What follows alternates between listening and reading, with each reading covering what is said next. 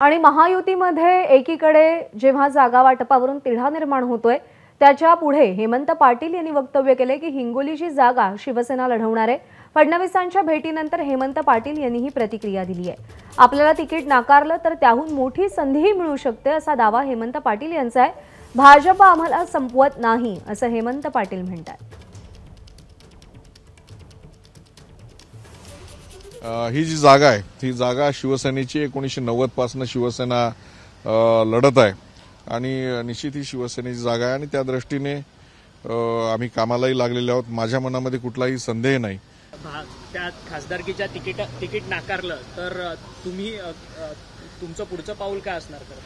मला असं वाटत नाही नाकारतील, परंतु पक्षश्रेष्ठी ठरवतील ते तर आम्हाला शिरसावंदी आहेच। कदाचित त्यांच्या मनामध्ये त्याच्यापेक्षा मोठं द्यायचा काही विचार असेल। शिवसेनेच्या मागच्या निवडणुकीमध्ये 22 जागा होत्या, त्यापैकी 18 निवडून आले होते। 18 जागा या मागितल्या पाहिजे असा सर्व खासदारांचा माननीय शिंदे साहेबांकडे आग्रह आहे। एबीपी माझा, उघडा डोळे बघा नीट।